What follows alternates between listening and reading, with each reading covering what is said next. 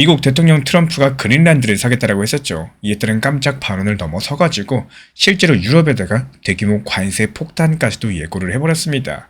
이에 따른 유럽 증시 지금 현재 시점 흔들리고 있는 상황이고요. 암호화폐 시장도 역시 마찬가지로 낙폭을 기록하고 있어요. 비트코인, 리플, 솔라나, 이더리움 전부 다 하락을 기록했습니다. 미국이랑 유럽은 동맹국 아니냐? 근데 그린란드를 놓고 이렇게 싸우는 게 말이 되냐? 이렇게 생각하실 수도 있겠는데 현재 그 이면에는 전 세계 패권을 둘러싼 냉혹한 경제 전쟁의 사막이 깔려 있습니다. 이 오늘 영상을 통해서 트럼프 대통령의 그린란드 매입 구상부터 미국, EU, 유럽연합 간의 관세 충돌, 그리고 이 여파가 현재 글로벌 경제, 금융시장, 그리고 암호화폐, 비트코인, 리플, XRP한테 어떻게 번질 수 있는지 한번 깊이 있게, 심도 있게 살펴보도록 하겠습니다. 이 표면적인 뉴스를 넘어서가지고요. 지금 세계가 어떤 구조로 돌아가고 있고 이에 따른 큰 흐름을 같이 한번 설명드려 볼게요. 먼저 지금 벌어지는 상황을 정리드려 보자면요. 이 트럼프 대통령 측에서 그린란드를 미국에 완전히 편입할 때까지 덴마크랑 그린란드 지원에 나선 유럽 8개 국가에 추가 관세를 물리겠다 선언했어요. 이 다음 달 1, 2부터 10%, 그리고 6월부터 25% 이렇게 관세율을 순차적으로 올리겠다라고 엄포를 놓은 상황인데 덴마크를 비롯해가지고 유럽 각국이 강력하게 반발한 것은 물론이겠죠. 유럽연합은 즉각적으로 용납할 수 없는 협박이다. 이렇게 살벌하게 규탄을 했고 공동성명까지도 통해서 유럽의 주권을 지키기 위한 단결 대응을 하겠다라고 언급을 남겼습니다. 심지어 유럽연합 회원국 전체가 뭉쳐가지고 대응하는 이런 움직임까지 나와주고 있다 보니까 이거 미국과 유럽연합이 전쟁하는 거 아니냐 이런 공포감까지도 내비치고 있는 상황이에요. 그리고 프랑스의 마크롱 대통령이 가장 선두에 앞장섰습니다. 이 사안에 대해서 유럽연합 차원에서의 강력한 대응 조치로서 다루겠다라면서 2023년 이때 도입된 통상위협 대응 조치, 일명 ACI 카드를 공식적으로 거론하기 시작을 했는데요. 이 ACI 카드가 뭐냐? 쉽게만 말씀드리자면은 유럽연합의 무역 바주카포입니다. 유럽을 경제적으로 위협하는 제3국에 대해서 이 EU 단위로서 서비스, 금융, 지식재산권, 공공조달까지도 광범위한 분야에서 무역을 제한할 수 있는 강력한 장치다. 이렇게 보시면 되는데요. 아직까지 한 번도 실전에 쓰인 적은 없었지만요. 만약에 이번에 미국을 상대로 발동이 된다. 서방 동맹국 간에는 사상 초유의 일이 될 거라는 거. 유럽연합 내부에서는 이미 작년부터 미국과 유럽연합 무역협상 때 보류했었던 1,050억 달러 규모의 보복관세 패키지를 다시 꺼내자 이런 논의까지도 나왔습니다. 말 그대로 무역전쟁이라는 단어가 현실화될 조짐이 보여주고 있다는 거예요. 여기서 많은 분들께서 궁금해하실 겁니다. 도대체 트럼프가 왜 이렇게 그린란드에 저렇게 집착을 하는가 이렇게 생각하실 텐데 이 그린란드 같은 경우는 덴마크 자치령으로서 북극권의 전략적인 요충지예요. 면적은 한반도의 10배가 넘지만요. 인구는 6만 명 남짓한 거대한 얼음섬이죠. 이 트럼프 대통령은 첫 번째 임기이던 2019년에서도 이 한번 그린란드 매입을 타진했었다가 그린란드는 판매 대상이 아니다라는 이런 덴마크의 단호한 답변을 받은 바가 있습니다. 그 당시에는 웃고 넘어가는 해프닝으로 끝났었지만요. 이번에는 사뭇 양상 자체가 달라졌습니다. 미군을 파견해서라도 확보하겠다는 이런 식의 발언이 나올 정도로 상당히 강경해졌고 실제 행동으로 동맹국 경제를 압박하는 이런 카드까지도 꺼낸 거예요. 트럼프 대통령의 속내는 짐작이 갑니다. 이 북극의 패권 경쟁이 갈수록 치열해지는 상황에서 덴마크령인 그린란드를 통해 가지고 미국의 영향력을 확고히 하겠다. 이런 전략적인 노림수로 보여지고 있는데 이 만약에 그린란드를 미국 땅으로 만든다. 거기에 매장된 히토류랑 자원들 그리고 군사 기지까지도 모두 다 미국이 통제할 수 있게 된다는 거. 그리고 그와 동시에 중국이나 러시아가 북극으로 진출하는 통로를 막는 효과도 있겠죠. 한마디로 21세기 신냉전의 북극 정선에서 우위를 차지하겠다는 계산입니다. 근데 문제는 여기서 방식인데요. 상대를 설득하거나 국제협상을 거치는 대신에 경제 압력을 동원했다는 거. 그것도 가장 가까운 우방이라고 할 수 있는 유럽 국가들을 상대로 말이죠. 유럽 입장에서는 정말 황당하고 분노스러운 상황일 수밖에 없어요. 아니 설마 동맹인 미국이 우리한테 경제 전쟁을 벌일까? 이렇게 싶었던 일이 실제로 벌어지면서 당황스럽기도 할 겁니다. 특히 덴마크 같은 경우는 자국 영토라고 할 수 있는 그린란드를 돈으로 팔으라는 요구까지도 받다 보니까 이 주권 침해라고 느낄 수밖에 없겠죠. 게다가 이번 건은 덴마크만의 문제가 아닙니다. 프랑스, 독일, 영국까지 포함된 유럽 8개국이 공동으로 덴마크를 지원하려고 나섰다가 미국의 제재 대상이 되어버린 상황이죠. 이 유럽연합 전체로 봤을 때는요. 이제 미국이 우리를 개별 국가로 각계 격파하려고 한다. 이런 위기감이 클 겁니다. 불과 몇 달 전까지만 해도 유럽연합은 미국과 우크라이나 지원을 위해서 협조를 하면서 무역 분야에서 미국이 상당한 양보를 해왔습니다. 이 작년 7월 트럼프 대통령과 유럽연합 집행위 폰 데어라이언 위원장이 맺은 합의가 있었죠. EU산 수출품 상당수에 대해서 미국이 15% 기준 관세를 적용하고 그 대신에 유럽연합은 미국산 산업재 관세를 아예 철폐해주는 내용이었습니다. 이게 유럽으로서는 거의 뼈를 깎는 양보였었는데 그 대가로서 미국이 우크라이나 전쟁까지 국제 안보에 계속해서 협력해주길 바랐었던 거예요. 근데 트럼프 대통령이 오히려 불과 반년 만에 그 합의를 뒤집는 관세 폭탄을 예고를 하다 보니까 유럽으로서는 우리가 참을 만큼 참았는데 이제 더 이상은 안 되겠다. 마치 궁지에 몰린 쥐가 고양이를 무는 것처럼 이런 분위기가 형성될 수밖에 없었다라는 거. 프랑스 마크롱 대통령은 여기서 직접 나섰어요. 용납할 수 없는 압박이라고 못을 받았고요. 그리고 유럽연합 지도부도 일제히 이대로 당하지는 않겠다라고 강력하게 선언을 했습니다. 지금 상황의 본질적인 구조는 이렇습니다. 이 미국은 힘으로 밀어붙이고 유럽은 뭉쳐서 막는다. 트럼프 대통령은 관세라는 경제적인 무기를 휘둘러서 동맹까지도 자신의 뜻대로 움직이고자 하는 전략을 내뱉었고 반면에 유럽은 개별 국가로는 미국의 상대가 안 되니까요. 유럽연합이라는 이 단일 대우를 유지하면서 대응을 하려고 합니다. 하나로 뭉치면 미국도 쉽게 건드리지 못할 것이다라는 판단이겠죠. 그리고 그 결과로서 냉전 이후에 굳건했었던 미국과 유럽 사이에 금이 가는 모습이라는 거. 여기서 아이러니한 건요. 이런 균열들이 러시아나 중국 같은 제3의 경쟁자들에게는 반가운 틈새가 될 수가 있다는 겁니다. 실제로 유럽 내부에서는 이러다가는 미국에 의존해온 안보까지도 위험해지는 거 아니냐 이런 말까지도 나오고 미국과 갈등이 깊어지게 되면요. 유럽도 대외 전략을 다변화할 수밖에 없겠습니다. 이 중국과 러시아의 관계 재정립 문제도 거론이 되는 설정인데 즉 이번 사태가 단순하게 미국과 유럽 간의 경제 마찰을 넘어서서요. 이 서방 동맹의 결속 자체를 시험대에 올리고 있는 셈이겠죠. 한쪽에선 미국 우선주의가 또 다른 쪽에서는 유럽의 자주성이 걸려있는 이런 구조적인 대립이다 보니까 쉽게 양보하기가 어려워 보인다는 거. 그러니까 시장도 긴장할 수밖에 없겠죠. 무역전쟁이 실제로 벌어진다. 경제적으로 누가 얼마나 다칠지 가늠하기 어렵기 때문입니다. 먼저 관세의 직접적인 영향부터 따져보자면은 미국에서는 유럽에서 오는 자동차, 기계류, 그리고 명품 소비재 가격이 급등하면서 소비자 물가에 부담을 줍니다. 그리고 한편으로는 유럽 쪽은 미국 수출길이 막히면서 이 공장 가동률이 떨어지고 일자리가 줄어드는 타격이 불가피해집니다. 물가 상승과 경기 둔화라는 이런 최악의 조합과 이 소위 스태그플레이션 우려까지도 고개를 들 수가 있는데요. 이런 상황에서는 누구도 승자가 될 수가 없다라는 거. 미국도 손실, 유럽도 손실이겠죠. 이 사실 2018년부터 2019년 트럼프 대통령이 중국과 무역 전쟁을 벌였을 때도 양쪽 전부 다 피해를 봤고요.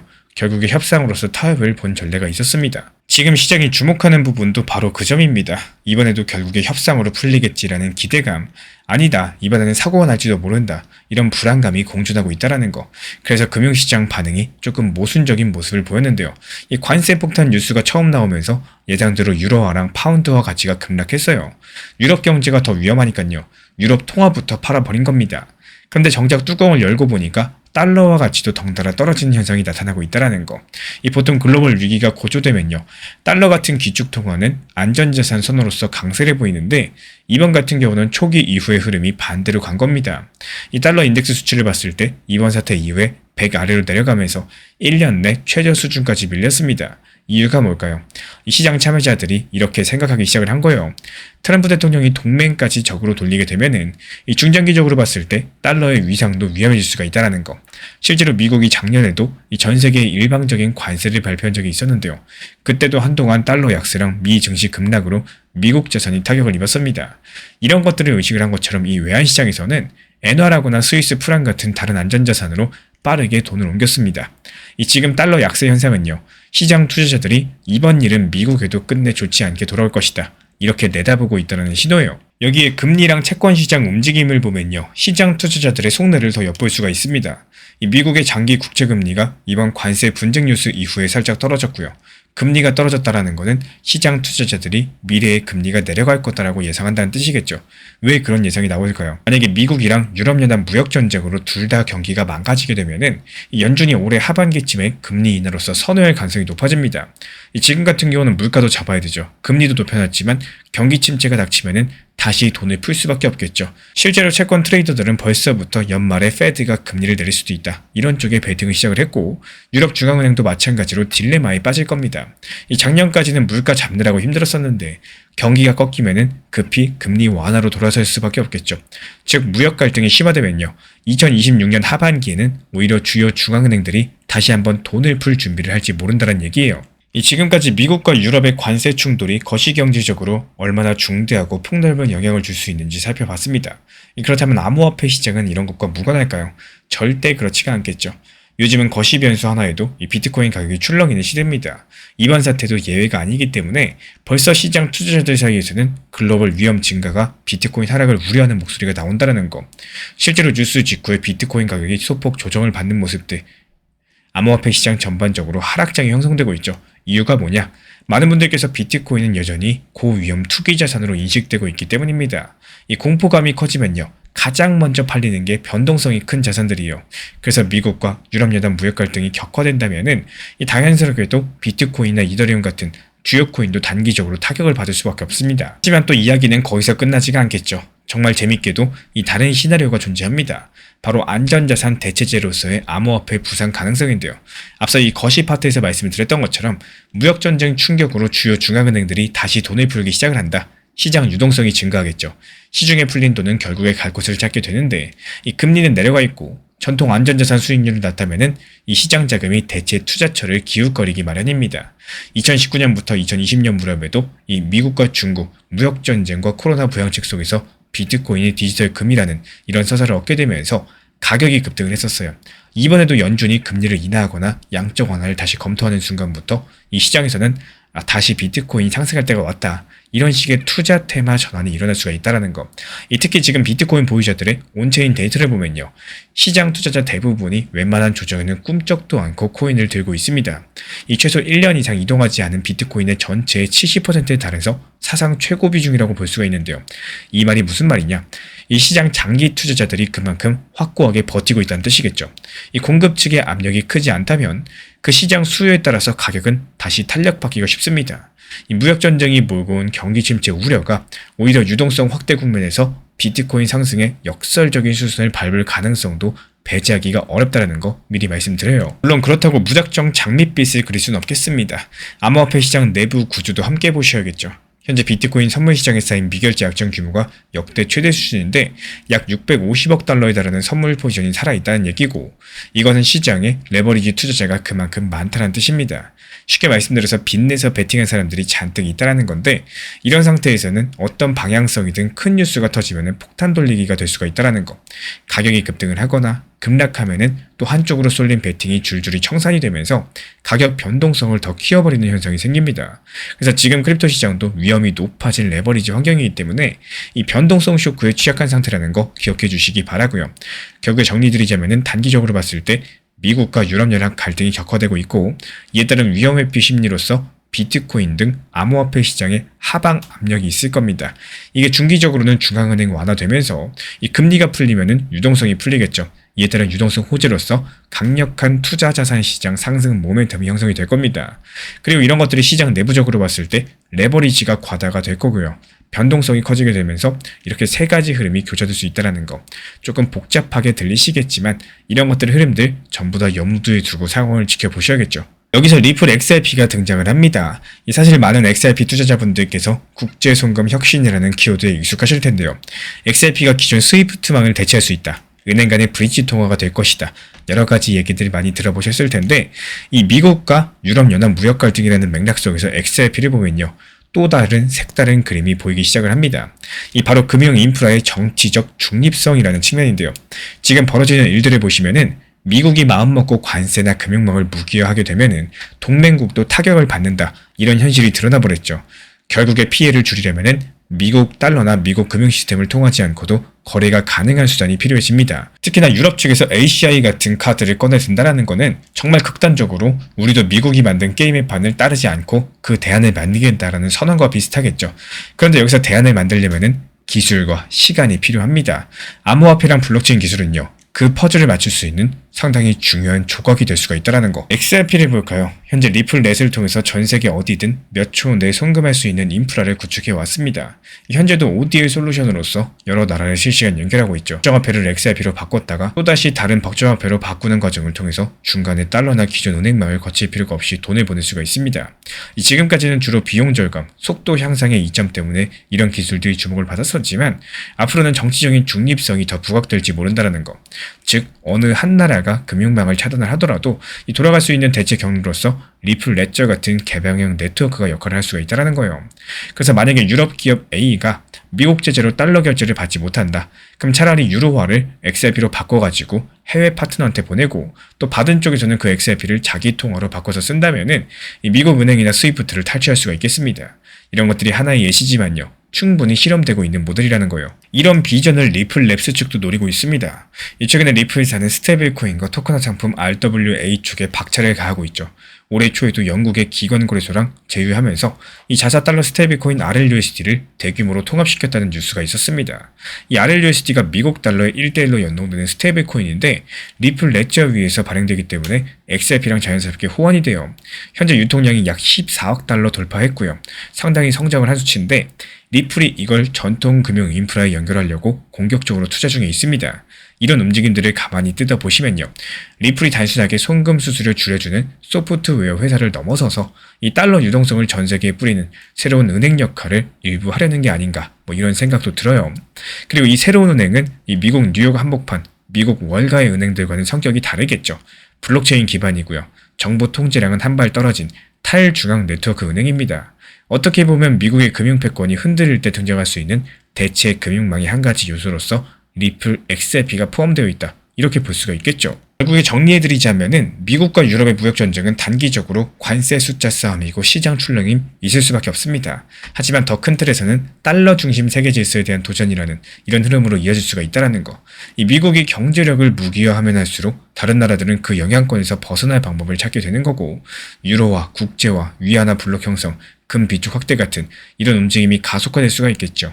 그리고 그 퍼즐의 한켠에 암호화폐랑 블록체인 기반 금융 인프라도 자리 잡을 가능성이 있겠습니다. 여기서 리플 XRP는 그 중에서도 국경 간의 가치 이동 분야의 유력한 후보 중에 하나고요. 이미 XRP 네트워크상의 거래량이라거나 이 참여 기간 숫자를 보면은 몇 년 전과 비교해서 크게 성장을 했습니다. ISO 2002 표준 적용되면서 주요 국가 송금 라이선스 취득하면서 여러가지 제도권과 접점도 늘려왔습니다. 쉽게 말씀을 드려서 자리 깔아놓고 때를 기다리는 모습이라는 거. 과연 이번에 미국과 유럽연합 갈등이 그 때를 앞당길지 지켜보셔야 될 대목이겠습니다. 이런 국제정세 이슈는 솔직히 개인분들 입장에서 어떻게 할 수 있는 부분이 아니에요. 피할 수도 없고요. 그냥 파도처럼 밀려온다. 이렇게 보시면 되는데 그렇다면 여기서 중요한 거. 내가 그 파도에 휘둘리지 않을 준비가 되어 있는지 여부겠죠. 먼저 첫 번째가 멘탈 관리입니다. 뉴스 하나에 너무 흥분하거나 공포에 질리지 않는 것이 중요하고 그리고 포트폴리오 건강검진입니다. 혹시나 내 자산이 한쪽 시나리오에만 몰빵되어 있는 거 아닌가? 급락장에서도 버틸 수 있는 현금 쿠션이 있는가 점검하셔야 된다는 거고 현금 비중이 너무 적으시다면은 요즘같이 불확실성이 높을 때는 조금 늘려놓는 것도 한 가지 방법입니다. 그래야지 갑자기 시장이 출혈세를 보이더라도 이 기회를 잡을 수 있는 유동성이 생기니까요. 그리고 세 번째로 분할 매수 매도랑 분산 투자 원칙을 항상 기억하셔야 됩니다. 특히 크립토 시장 24시간 돌아가고요. 변동성이 커서 타이밍 맞추기가 쉽지가 않아요. 이 큰 돈을 한 번에 들어가기보다는 여러 구간에 나눠서 들어가시고 목표 수익이 조금씩 분할로 나오는 식이 정신 건강에 좋습니다. 이 트럼프 대통령의 그린란드 관세 압박, 과연 누구의 승리로 끝날까요? 제 개인적인 의견으로는 이 싸움의 승자는 없을 가능성이 큽니다. 당장 미국의 힘으로 밀어붙이는 것처럼 보이더라도 장기적으로 보면 자승자박이 될 수밖에 없어요. 미국 경제의 힘은 동맹과 글로벌 힘들에서 나오는데 스스로 그걸 허무는 행동이기 때문에 달러 패권이라는 것도 결국에 세계가 달러를 편리해서 쓰니까 유지가 되는 건데 이런 식으로 남용해버린다? 그럼 오히려 모두가 달러 말고 다른 길을 찾게 되겠죠. 그래서 저는 이번 사태가 오히려 바로 그 다른 길 찾기를 자극할 수 있다고 봅니다. 탈달러, 대한금융망, 새로운 결제수단 모색 이런 흐름들이 가속화된다. 그리고 그 연장선상에는 XRP 같은 중립적 디지털 그렇다면 여기서 연장선상에는 XRP 같은 중립적인 디지털 통화 인프라가 주목받게 될 가능성이 있다고 봐요. 결국 미국 패권의 빈틈이 보이면요. 기술과 준비가 갖춰진 다른 무언가가 그 자리를 채우게 마련입니다. 이 관세 전쟁이라는 단어 뒤에는 그런 큰 변화의 씨앗이 숨어있다. 저는 이렇게 보고 있습니다. 정치는 정치, 경제는 경제, 투자 전략은 또 별개로서 냉정하게 보셔야 되기 때문에 너무 감정에 휘둘리지 마시고 오늘 말씀드린 이런 구조적인 맥락과 지표들 참고하시면서 큰 물결에 올라타는 지혜를 준비하시길 바라겠습니다. 지금까지 큰 흐름을 짚어드린 것처럼 결국에 중요한 거는 지금 세상이 어떤 구조로 돌아가는지 이런 것들을 이해하시는 일이니까요. 미국과 유럽의 갈등이 우리한테는 위기이자 기회가 될 그날 대비하셔야겠습니다. 투자 격언 중에서 가장 큰 위험은 자신이 무엇을 하고 있는지 모르는 것이다라는 말이 있죠.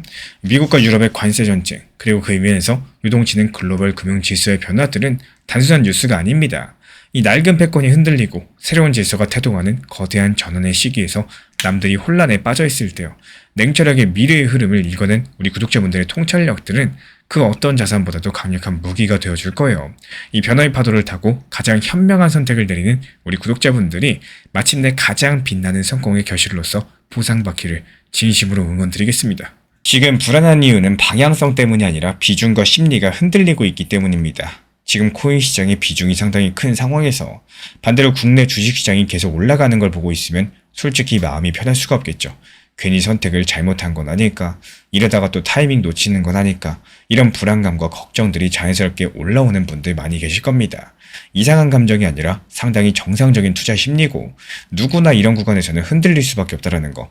물론 전체 자산을 놓고 보면은 이상적인 거는 틀에서 균형 잡힌 포트폴리오를 구성하는 거겠지만 현실적으로 봤을 때 주식, 코인, 현금까지 여기저기 완벽하게 분산한다는 게 말처럼 쉬운 일이 아니겠죠. 그리고 이미 한쪽에 비중이 실려 있으시다면은 그 안에서 어떻게 대응하느냐가 더 중요해질 겁니다. 이 더더군다나 이제 코인 시장도 반등이 시작이 되다 보니까요. 이번에는 빨리 그리고 많이 올랐으면 좋겠다. 이런 마음이 커지는 것도 어쩔 수가 없는데요. 이런 구간일수록 감정이 앞서기 시작하면은 그 대응이 거칠어지기가 쉽습니다. 너무 먼 과거를 생각할 필요도 없어요. 그냥 딱 1개월, 한 달 전으로 돌아가서 생각해보면 무슨 생각이었을까요? 리플이 2,000원 중반에서 더 하락할 듯한 느낌을 계속 보여줬을 때 많은 분들께서 리플 다시 3,000원까지만 회복해도 좋겠다. 시장이 조금이라도 반등이 나왔으면 좋겠다.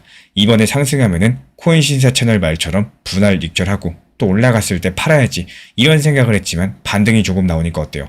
아마 10분 중에 9분은 그 감정과 다짐을 이미 잊어버리셨을 겁니다. 시장은 오를 때 더 오를 것 같아요. 떨어질 때는 더 떨어질 것 같이 느껴지는 게 당연한 시장의 심리인 거고 인간의 투자 심리입니다. 하지만 제가 매번 말씀을 드렸지만요. 팔아야지 내 돈이고 시장이 좋을 때 매도해서 수익 실현을 하셔야지 이 시장이 떨어지고 난 다음에 불안해서 손절에 매도를 해버리면 그 의미가 없어지게 되는 거예요. 제가 안내드리는 단기 종합방, 리플 전용방에서도 항상 말씀드리는 원칙 매매랑 비중 조절, 팔아야 내 돈이라는 것들을 말씀을 드리면서 목표 타점에 대해서도 중요하게 말씀드리는 이유, 결국에 더 상승할까봐 못 팔면은 의미가 없기 때문입니다. 장기적으로 보유하고 또 길게 보는 마인드로 가져가시는 거 너무 좋아요. 이 장기 투자라는 게 그냥 가만히 들고만 있는다고 해서 장기 투자가 아닙니다.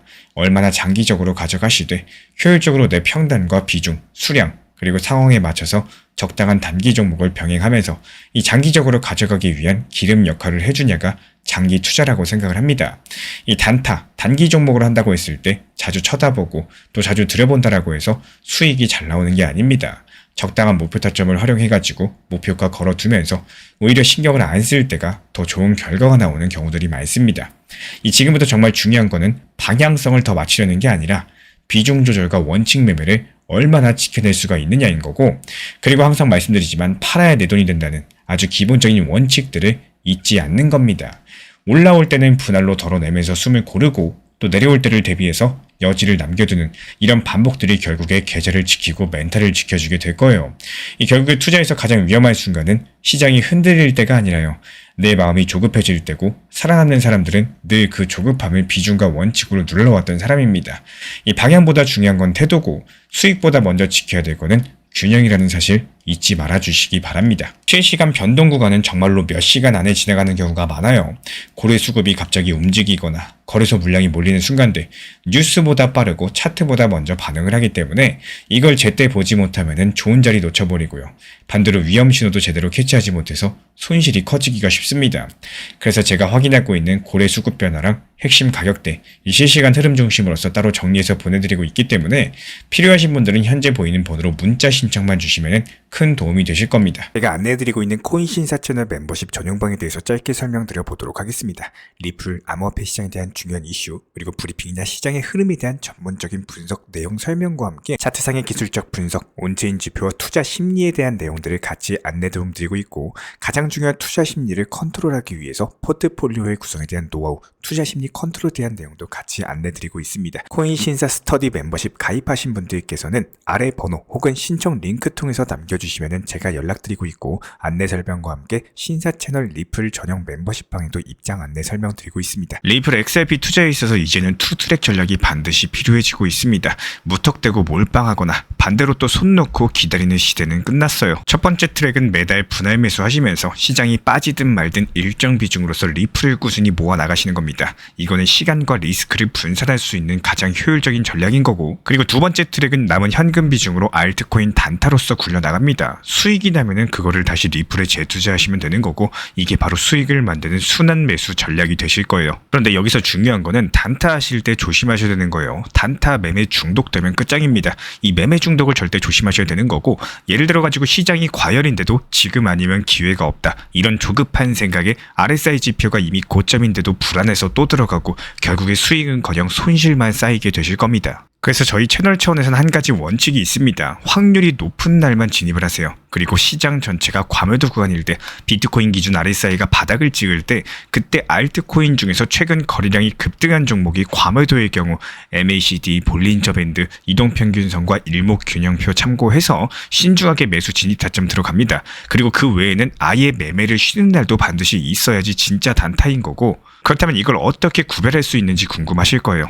여기서 챗 GPT가 등장을 합니다. 저희는 챗 GPT를 단순한 도구로 쓰지 않습니다. GPT한테 오늘 확률 높은 진입 타이밍이냐, 이렇게 물어볼 수 있게 맞춤 프롬프트를 사용을 하는데요. 그리고 그 결과에 저의 실전 매매 노하우 30%를 덧붙여가지고 GPT 시그널을 보완합니다. 어떻게 하는지 궁금하신 분들 GPT 검색력과 활용 전략을 이용해가지고 이 두 가지를 한 방에 알려드리고 있습니다. 현재 보이시는 번호로서 리플 단타라고 문자 남겨주세요. 지금 이 영상 보신 분들에게만 오픈합니다. 그냥 GPT 쓰는 법이 아니라 투자로 연결되는 GPT 사용법 지금 바로 알려드리도록 하겠습니다.